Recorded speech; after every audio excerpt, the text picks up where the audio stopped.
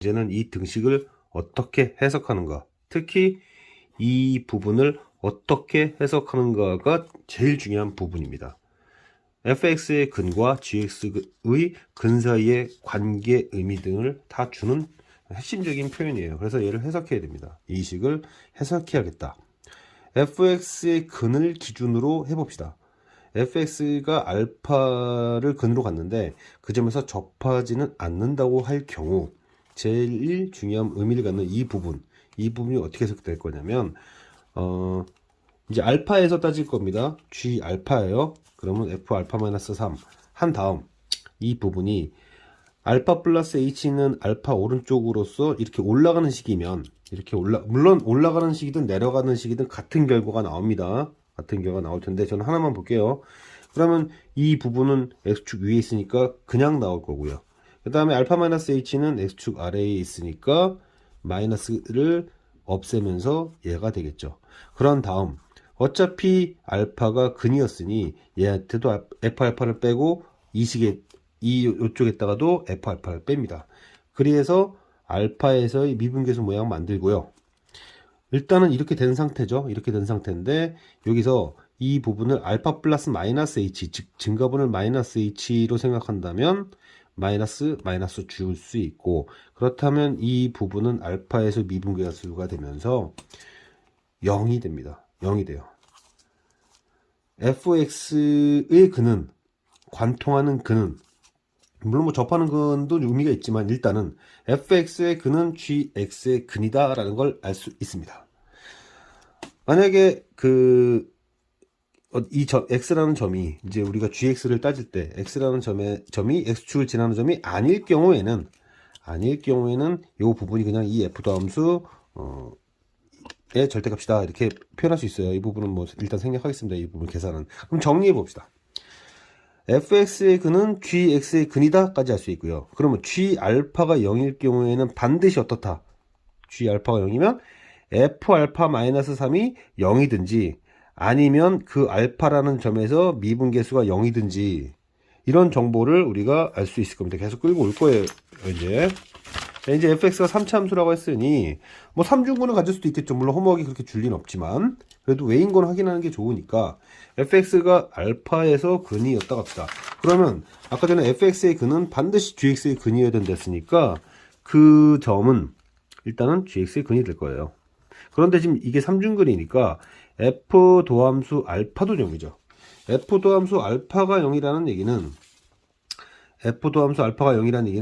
반드시 일단 확실한 건 f 도함수 알파가 0일 경우에는 반드시 일단 g 알파도 0입니다. 일단 반드시 0이에요. 그 다음에 f 알파가 0이니까 g 알파도 0일 거고, 그렇다면은 자, 이 식에서 여기가 알파가 될 수 있어야 된다는 얘기잖아요. 그러니까 g 알파 플러스 3도 근이 됩니다. 그러나 그래봐야 근은 두 개밖에 없어서 이거 갖고는 충족이 안 된다. 그럼 만약에 fx가 서로 다른 세 식을 가졌다고 합시다. 그럼 fx의 세 근은 전부 다 gx의 근이잖아요. 일단 gx의 근이고, 그 다음 서로 다른 세 식을 갖다 보니까 미분계수가 0이 되게 하는 서로 다른 두 개가 또 존재하게 되죠. 그러면 그것의 존재 때문에 gx도 바로 그 근들을 다 가져와야 돼요. 가져와야 되니까 최소 5개가 됩니다. 4개라고 했으니까 벗어나게 되는 거죠. 그러면 이제 접하는 걸 알 수 있는데, 그러면 바로 그 접점의 좌표가 오른쪽에 있냐 왼쪽에 있냐 이제 이런 고민으로 이제 오게 됩니다. 자, 이쪽이 관통근, 단일근, 접하지 않는 근이었다고 합시다. 그럼 일단 f 알파가 0이면 g 알파는 0이죠. 그런데 g 알파가 0이라면 일단 f 알파 마이너스 3이 0이 될 수 있어야 되는데 그거 불가능합니다. 그래서 일단은 그건 불가능해요. 그 다음에 g 알파가 0이니까 이게 0이 아니면 여기가 0이 돼야 되는데 f 함수 알파도 0이 안 돼요. 아, 그래서 이 그래프는 안 되는구나. 그러면 접점은 왼쪽에 있겠구나 이렇게 생각할 수 있게 되죠. 자, 저는 관통근을 일단 베타로 쓸게요.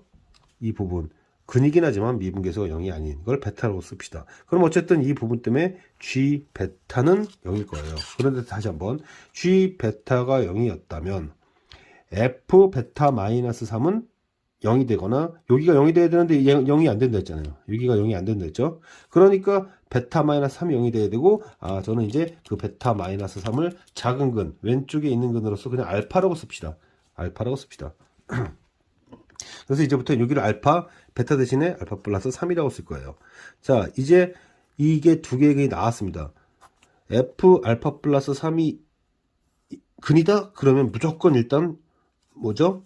G는 근을 갖죠. 그걸로. 알파 플러스 3을 GX는 근으로 가져야 돼요. 또한 F 알파 플러스 3이 0이다 보니까 이 부분이 알파 플러스 3이 되려면 X는 알파 플러스 6이 돼야 되죠. 그러니까 기본적으로 또 알파 플러스 6도 근이다. 자, 그 다음 G 알파 플러스 3이 0이었고 지금 우리가 알다시피 F 알파가 0이고 F 더함수 알파가 0인 걸 알았잖아요. 그럼 F 알파가 0이니까 얘 0이 돼야 되는 거죠. 이제 마지막 관문 뭐가 있냐? 롤의 정리죠. 이중근이죠 지금. x-알파 제곱에 x-알파 플러스 3 이렇게 됐다면 바로 또 다른 근은 2대1 내분점에서 나와야 되고 알파 플러스 2 즉 f 도함수가 알파 플러스 2에서 0이 되니까 g도 거기서 0이 되겠다. 그러므로 근은 몇 개 나왔다? 하나 둘, 셋, 네 개 나왔다. 그게 문제에서 얘기했던 4개의 근입니다. 그 4개의 근을 다 더하게 되면 7이 돼야 되고 그랬더니 이 왼쪽에 있었던 이 근이 마이너스 1이다. 마이너스 1이라는 것을 알게 되었고 여기는 2라는 걸 알게 되었고 그러면 함수식을 완성할 수 있게 되었다. 어떻게 보면 문안에 보이는 문제처럼도 보이지만 아닌 것들을 걸러내는 스크린을 하는 그 과정에서 굉장히 많은 실수나 뭐라 그럴까요? 버벅거림이 존재할 수 있기 때문에 충분한 정리를 좀 해야 될 것 같습니다. 다시 한번 정리하면 여기가 핵심이에요. fx의 근을 gx가 가져야 되며 gx의 근에서는 다시 fx에게 어떤 피드백을 줍니다. 이게 근일 경우에는 fx의 왼쪽으로 3만큼 가는 곳에 근이 있든지 아니면 fx가 그 점에서 접했든지 둘 중에 하나는 반드시 만족해야 된다. 이걸 바탕으로 그래프를 추론해서 해결하는 문제였습니다.